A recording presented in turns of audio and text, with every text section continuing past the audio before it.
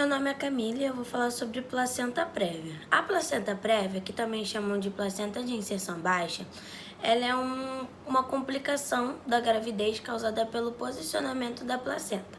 A cada 1000 grávidas, de 3 a 6 sofrem essa complicação. E o que é isso? É quando a placenta ela fica presa sobre a abertura do colo do útero e não na parte superior como ela deveria. Geralmente, a placenta fica na parte superior do útero e na placenta prévia, a placenta fica na parte inferior. Ele pode ser um dos sintomas, tá? E conforme a parte inferior do útero estica, depois da segunda metade da gravidez, a placenta ela pode se descolar e acaba provocando uma hemorragia. Se a placenta estiver obstruindo completamente o colo do útero, o parto normal se torna impossível. E toda gestação ela tem que ser levada com cuidados até os momentos finais. A placenta prévia ela é caracterizada por um sangramento vaginal indolor, ele não tem dor. Geralmente nas últimas 12 semanas de gestação, mas pode acontecer antes. A hemorragia representa risco de vida tanto para a mãe quanto para o bebê, mas é raro que ocorra morte. Se o sangramento não puder ser contido ou se a mulher entrar em trabalho de parto prematuro, o bebê deverá nascer de cesariana, mesmo que ainda falte várias semanas para a data prevista para o parto. E por que é tão perigoso a placenta prévia? É porque no interior da placenta a gente tem um líquido amniótico, que é dentro onde fica o bebê, né? E também temos o cordão umbilical, que é a ligação entre o bebê e a placenta, por onde circula o sangue da gestação e do feto. A placenta, ela possibilita que os nutrientes cheguem até o bebê. E quando a troca gasosa sejam feitas, né? E além de alimentar a placenta, ela funciona como um filtro, bloqueando a chegada de todas as impurezas até o feto. Por todas essas funções que a gente nota o risco, né, e o perigo que é causado pela placenta prévia. E como que tudo isso acontece, né? Durante a gravidez, a placenta, ela se move conforme o útero é esticado e cresce, né? Conforme o bebê vai crescendo, a placenta vai crescendo junto. É muito comum que a placenta está no baixo útero no comecinho da gravidez. Porém, conforme a gravidez continua, a placenta se move para a parte superior do útero. Por volta do 3º trimestre, a placenta deve estar próxima ao topo do útero, de forma que o colo uterino esteja livre para o parto. Algumas vezes a placenta ela cobre parcialmente ou completamente o cérvix, que é o colo uterino, né? E isso é chamado de placenta prévia. Há algumas formas diferentes de placenta prévia, como a marginal, que é a placenta está sobre o colo do útero, mas não cobre a abertura. Tem a parcial, que a placenta ela cobre a parte da abertura do colo do útero, não totalmente, somente uma parte. E tem a total, que a placenta cobre totalmente a abertura do colo do útero, que vai estar passando uma imagem aqui do lado para ver mais ou menos a diferença. O que causa isso tudo? A maioria das mulheres que apresenta placenta prévia não tem nenhum risco específico, mas é mais comum em mulher que tem o formato anormal do útero, muita gestação anteriormente, também gestação múltiplas, né, que é de gêmeos, trigêmeos e etc.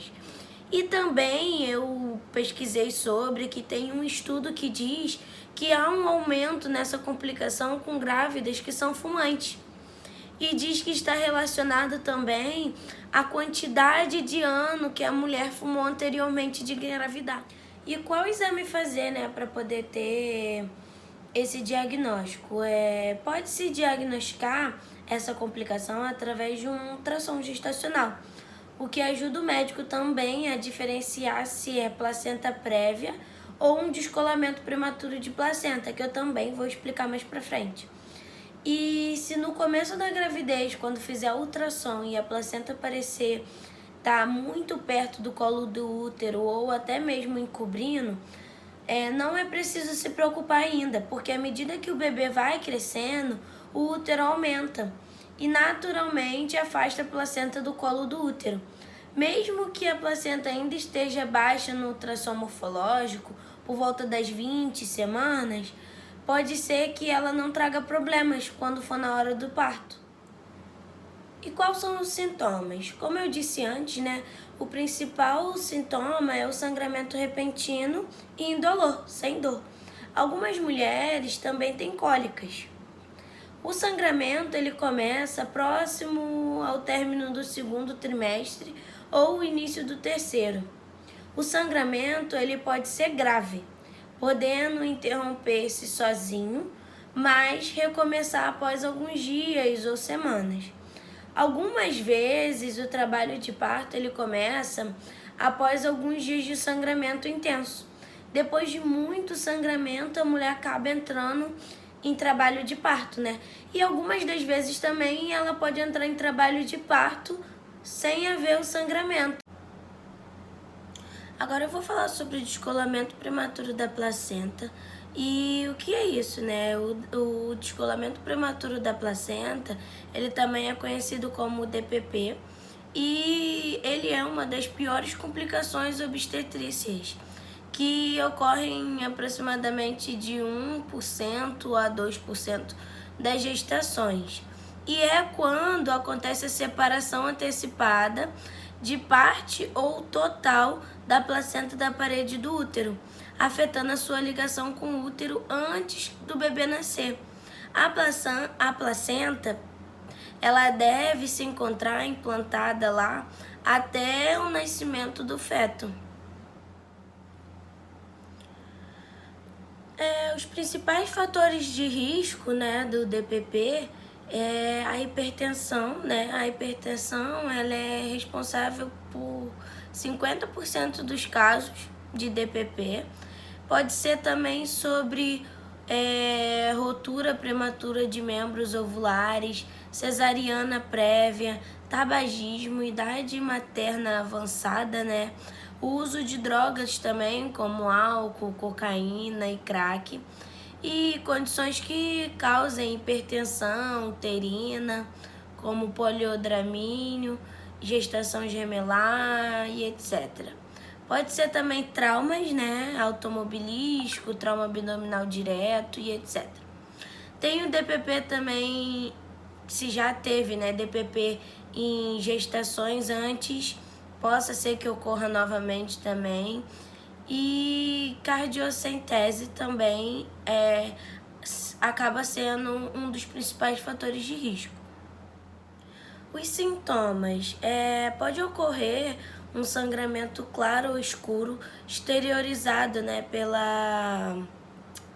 pela cervice, chamado de hemorragia externa.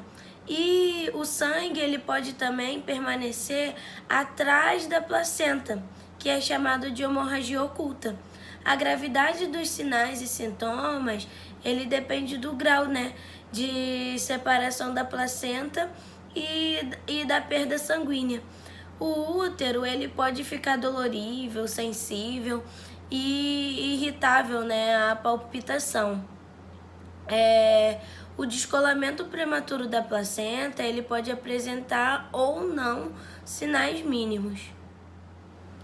E qual exame pedir, para poder ter esse diagnóstico? Geralmente os médicos, fazem uma avaliação clínica, usa os exames laboratoriais, pede uma ultrassom da grávida. E caso ele suspeita, o médico, ele já começa a suspeitar se a grávida tiver indícios como depois do primeiro trimestre, caso ela esteja ocorrendo um sangramento vaginal, pode ser dolorido ou indolor, dor ou sensibilidade do útero. Ela pode ter também angústia ou morte fetal, um choque hemorrágico também. E para o médico não confundir placenta prévia com descolamento de prematuro da placenta, os médicos pedem exame mais específico, como um hemograma com cotagem de plaquetas, tipagem sanguínea, coagulograma e exame de rotina, né, de doenças hipertensivas e etc. E o tratamento, né? O tratamento ele pode ser através de líquido intravenoso e transfusão de sangue. A mãe será cuidadosamente monitorada quanto aos sintomas de choque. E o bebê também dentro da barriga, ele vai ser monitorado, né? Quanto aos sinais de sofrimento que ele vai ter e incluindo os batimentos cardíacos dele, caso esteja anormal, né? Se a data da ocorrência desse sangramento for próxima do parto, ele deve ser adiado, mesmo que o descolamento não seja grande, porque pode ter possíveis complicações, né? Se o descolamento for pequeno, mas o bebê for muito prematuro, mais ou menos de 28 semanas, e a mãe estiver bem, é possível a gente esperar um pouco mais e manter a gestante em repouso total e devidamente medicada, né? E monitorada o tempo todo, ela e o bebê. E se o feto estiver bem desenvolvido e o parto normal puder ser feito e for seguro para a mãe e para a criança, caso contrário, ele pode ser feito ou pode fazer uma cesariana também, tá? Bom, para a gente finalizar, vale considerar alguns pontos chaves, né? Como o sangramento na DPP, ele pode ser externo ou oculto. Às vezes, ele não tem sinais e sintomas tão aparentes, ele pode ser uns sinais e sintomas mínimos, poucos, e não tá tão assim, sabe? Ele pode ser, podemos também considerar uma cesariana de imediato só se a estabilidade materna e fetal estiver ameaçada. E considerar o parto vaginal, né, o parto normal, se a mãe e o feto estiver estável. Não colocar em risco nem a vida da mãe e nem a vida do feto.